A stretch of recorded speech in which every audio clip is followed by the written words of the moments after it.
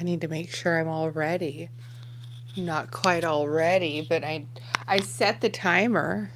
Set the timer. I didn't know exactly how long it would take me to get myself situated. But we're here. Hello. Thank you for joining me this evening. I'm not in the studio. I'm at home right now. I have my tea. I'm having a detox tea.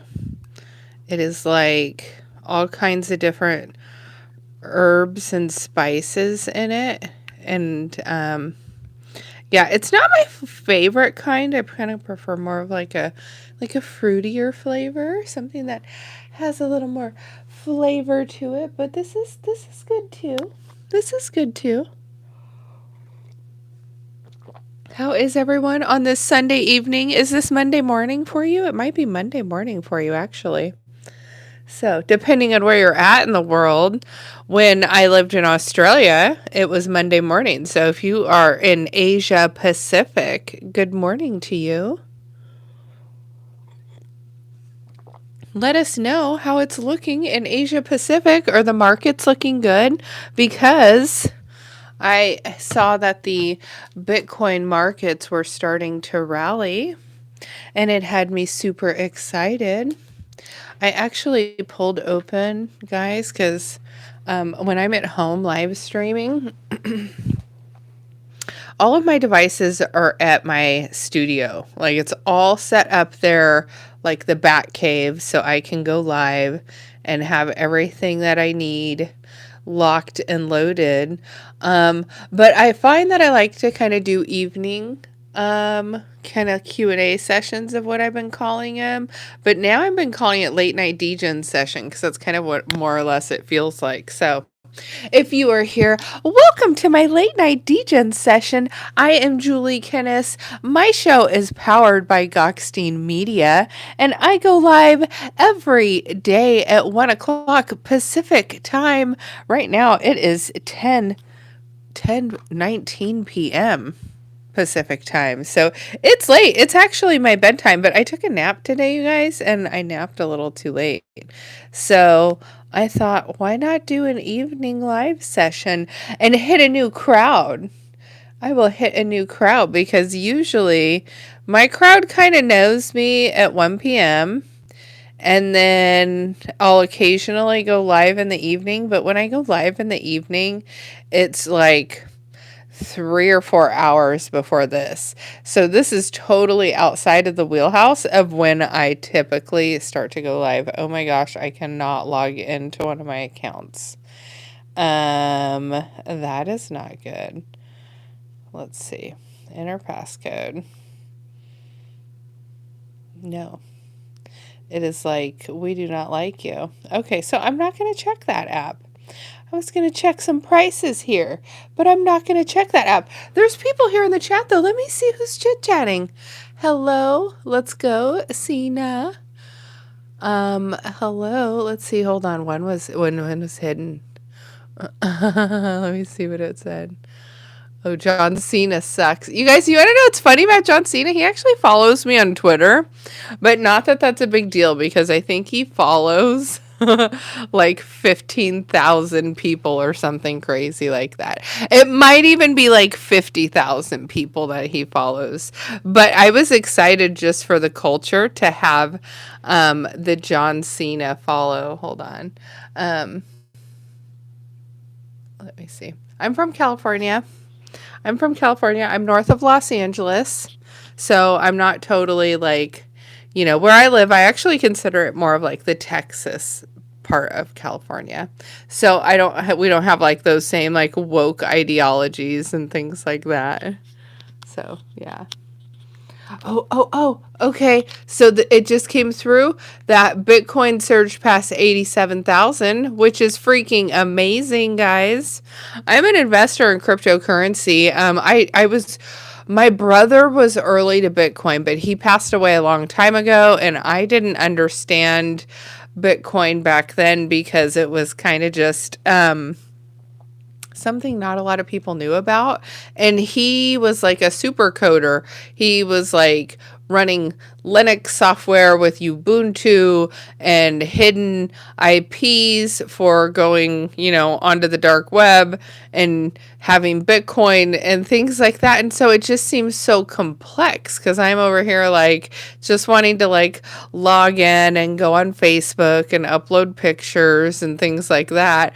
And so, but then he passed away, and for a while I didn't do anything with cryptocurrency or try and pursue it because it was just like his thing.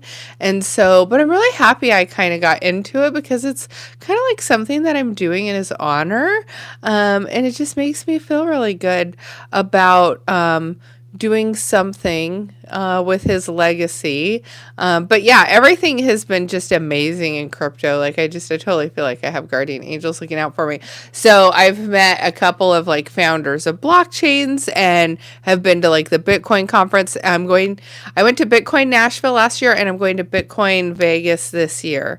And I'm super excited about it because Ross Ulbricht, who was like the founder of the Silk Road, he was incarcerated for I think 12 years. And he just built the marketplace, which on the marketplace, bad things happened. And there's an example of something similar to like that going on in cryptocurrency like that, which is the pump.fun. And so on pump.fun, people were launching new tokens, and these tokens would launch. The market cap would run up really high, but people were doing really crazy things like locking people in cages, and one person had like threatened to unalive themselves, and I think one person maybe possibly did. Like it was just really horrible things happening. So, but Ross Ulbricht, after 12 years incarcerated of building the Silk Road software, he was pardoned by Donald Trump earlier this year. And so, actually it was last year. And so this year, I think he will be at the Bitcoin conference. So the company that I work for, Gockstein Media, is going to be the exclusive media partner of the Bitcoin Vegas conference. So I'm super excited to be there, looking forward to meeting some just amazing industry heads and things like that. So, let's see. So Donald Hill is said, I said when the operational debt hits 42 trillion, money goes belly up, and we're at 38.5 right now. Not much too long, Munner, and fiat money goes away. I do think that that's what's going on. I do think that's what's going on. And I'm not from Vegas. I'm from California. I'm from like Central California, so I'm just north of Los Angeles. But I do agree, and I do think that digital currency is more or less like the future of where things are going, and just like the future is all online. And to go further down the rabbit hole, I think that like COVID was more or less like a trial of taking people out of the workforce and keeping them at home and working and doing jobs from home, and trying to sort of like minimize people's presence in the earth and in the world. And people are hyper connected online. Well, when you have like a hyper connected online, then you need like a hyper connected online marketplace to tie all of that in. And so that's where digital currency comes in.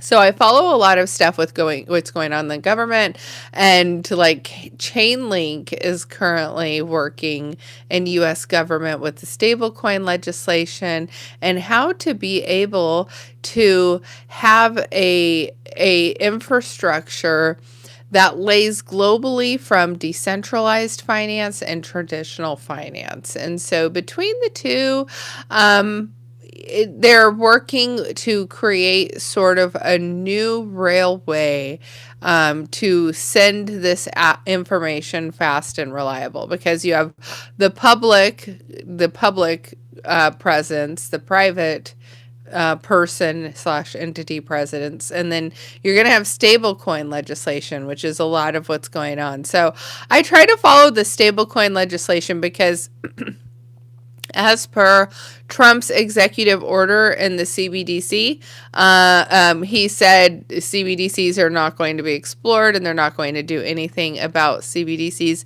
If you're not familiar with a CBDC, it is a central bank digital currency. So CBDC. So this, oh, excuse me. Let me take a drink of my tea. I get talking too much. And so anyway, so the CBDCs are not happening, but what I do see happening is stablecoin legislation. And so although stablecoin legislation isn't government backed, government issued currency, it's actually big banks. So we're talking Bank of America, we're talking Citibank, we're talking some of these really big banks. And so these big banks essentially are creating their own digital currency that is backed one for one with the US dollar. And so that one for one of the US dollar is allowing people like Citibank to offer this, let's not call it a CBDC, to anyone in the world. Now, I've lived international. From California in my early 20s, I moved to Australia. I was in Sydney. And one of the first things I found was that like I was already a member of Citibank here in California. And Citibank also exists in Sydney. So one of the first things I did after I arrived there was I went down to the Citibank in Sydney and I changed my money from US currency to the Australian dollar. And so that allowed me the money that I needed to be able to get around in the country. And then, of course, I ended up opening a bank there with the National Australia Bank, which is the NAB. And so I had a bank with the NAB. But before that, I was still operating off of my US bank account through Citibank and transferring, those currency international.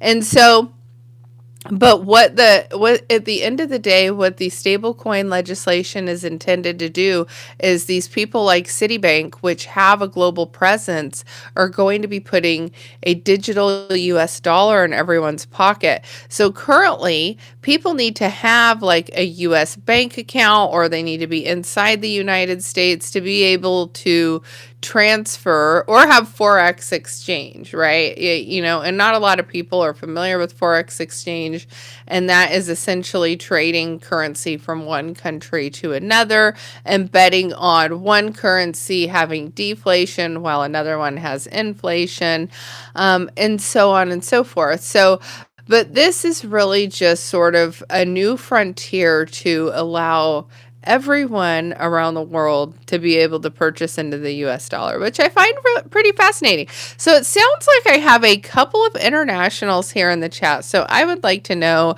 what are your thoughts on central bank digital currency? Are you a proponent of digital currency? Do you have tap to pay on your phone? Like here in the US, we tap to pay everything. It's just like the wallet's already integrated on my phone. The pay terminal's already geared up to accept it. And now the only step that's missing is to have that actually be a blockchain-backed currency. And so that's more or less what we're looking at right now. We are in the frontier of paper fiat going away, and people are going to be paying for everything on their phone. It's going to be on their phone. It's just how it is. Oh, Grant said he paid for his sandwich today using Tap to Pay. I love Tap to Pay. Tap to Pay is a game changer. Like, I wish I still didn't need my driver's license, because like that's one of the things where if I go in an establishment and it's 21 and over and they need me to show my ID, they don't accept the picture of the ID on the phone. They don't have that technology to be able to tap to verify the driver's license, which I'm sure that's coming. And where this is actually good is like when you think of like elections, and does your vote count? Can you verify that your vote was ever counted and was it counted correctly? And we saw that in the 2020 election. We thought Trump was getting elected, Biden got elected, people stormed the Capitol. There was no way to validate whose vote went where, and if people that voted were even alive, or if they were even US citizens. You didn't even have to show proof of residency or proof of ID. You could just show up and vote. It was pretty crazy what's been going on here. And like in Australia, you have to vote. You have to have a say. And here you can be sidelined and not have a vote or have an opinion, and you can sit around on your couch and have opinions. But then when it actually comes time to like voting, they might not ever vote until a particular candidate who is going to help offset their government assistance comes. And so we need to get back to building a more capitalistic society, because that's what made America a really great country. And so I feel a great part of that is digital currency, and the adoption of cryptocurrency, but also like transparency with digital currency is there, and everything you do on the blockchain is transparent. And I feel like security is going to be a really big one in the future. And that's what they were saying. That's what they've been saying. Hold on, I gotta check my door. Hold on, let me put my tea up. And I feel like I have someone at the door, so just a second.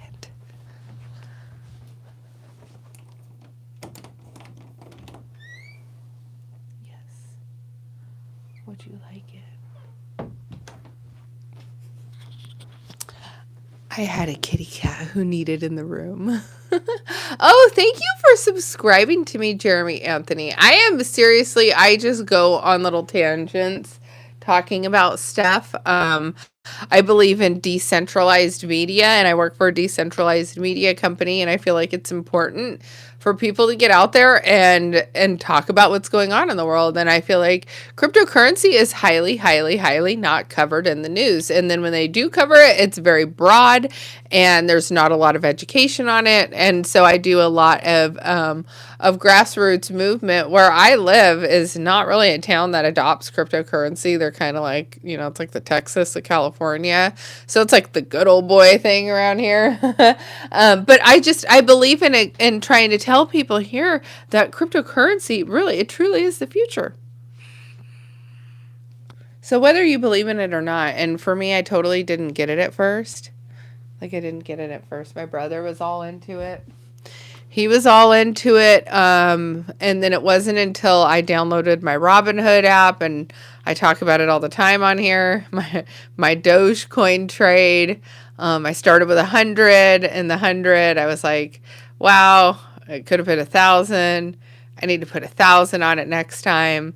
So I put 1,000 on it, and my 1,000 became 13,000.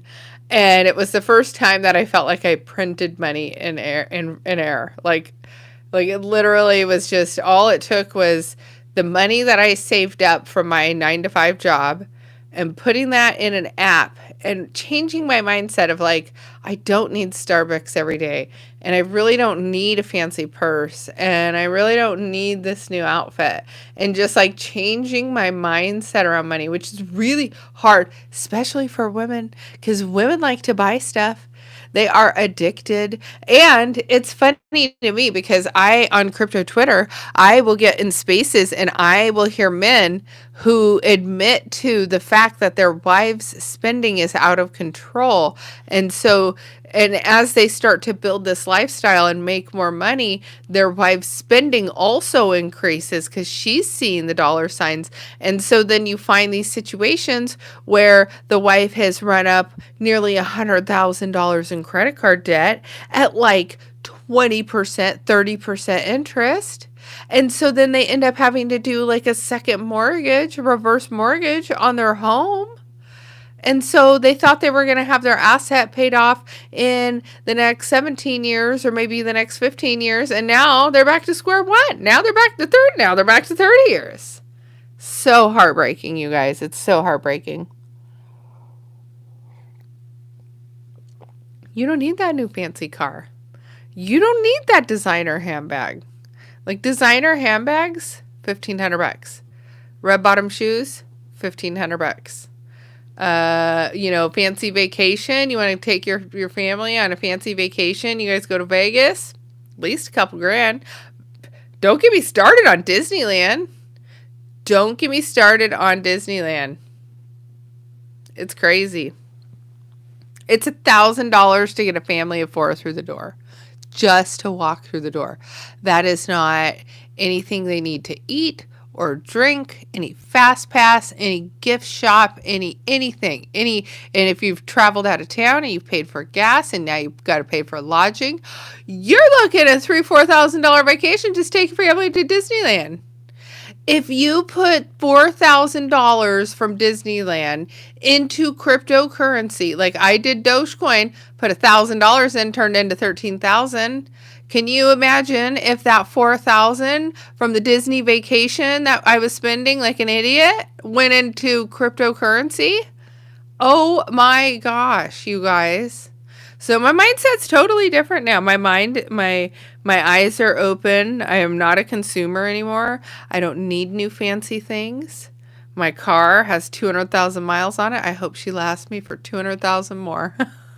She's beautiful. She's a Lexus. I bought her new-ish. I bought her new used, like turned in, because I'm balling on a budget, you guys. I like looking nice, but I'm not going to pay top dollar for it. I will not. No, I won't. And I've purchased a couple of properties. I did real estate a couple of times. The first time was normal. The second time, I was beating up those agents on their fees.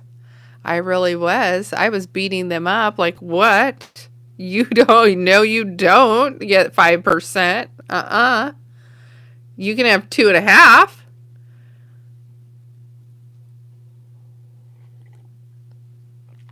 2.5%'s a lot. 2.5% on a home is a lot, you guys. I do get my nails done. Aren't those pretty? I try to get them filled every 2 weeks. I try to be fancy. There's certain things I'm like bougie on, you guys. So I will go to stores and I will buy like little tops on sale. I like to hit the clearance racks. But then I will buy occasionally, like if I'm going somewhere nice, then I want to look good and I will spend a little more money to like go somewhere and be fancy. But for the most part, like I don't care about all that. It's not about that. I'm focused on work and saving, and I'm young and I'm healthy and I can buckle down, and my family can really reap the rewards of just 10 years of me not really going crazy on holidays. And, because that's a big one. Like, think about birthdays, Christmas, Easter. Like, I did custom Easter baskets one year, and that was crazy. I think the baskets cost me like nearly $100 a piece because I didn't want to buy like the pre-made ones. And I'm like, screw that. The kids are getting the pre-made baskets. If they're still getting baskets, they're getting the pre-made baskets. Like, I mean, because at the end of the day, it's about being together as a family. It's about the food they're having. It's about the experience they're having. And it really doesn't matter the gifts that they're getting and how much those items cost. Because it's a losing battle for everyone. Every parent is trying to give their kids the best life possible. And so you have one parent who's going above and beyond, and they're buying their kids the sun, the moon, the stars, and they're, oh my gosh, oh my gosh, these girls, they were all in a limo, and they're just barely freshmen. I'm like, what are you setting these girls up for? They are freshmen. Like, that is like, okay, senior year, go in the limo senior year. That's your last year of high school. Go big that year. Not your freshman year. You guys are babies still. Treat them like babies still. Let them be young. Let the kids be young. So, I am a mom. I have 2 kids. They're the most wonderful, amazing thing that's ever happened to me. They sure are. It is very hard. My daughter is very type A. She's a perfectionist like I am. However, She's had a lot of health problems in the last few years. And during COVID, she had some issues with her brain swelling up. She was in and out of hospital for like 2 years. And she still lives with epilepsy, and it's super hard on us. And I was in solar and had a great career, and was a homeowner. And she got so sick, and my career took a hit, and I lost my home. I had to sell it to pay for like all the bills and everything, and needed to move closer to be with family.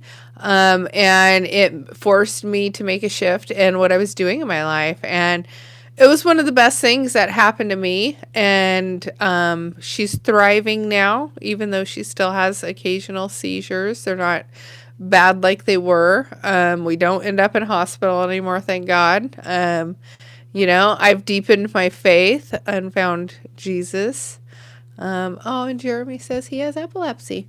I was actually, it's just funny. I was just pulling out some of her old epilepsy medicine. She failed Keppra, and there was another medication. I can't remember the name of it. And so now she's on 2 medications. She's on Depakote and Onfi. And then she has a rescue medication that we do. Sorry, I have a tickle in my throat. So, but she does have good news. She did just make the swim team. You haven't had a seizure in almost 30 years because of surgery. Holy smokes. So, do you have the type of epilepsy where it originated in one part of your brain and they like removed that one little piece and then it was all gravy? That's like what I was wondering. There's so many different types now. Hers is generalized, so it starts from all over. She has tonic-clonic seizures.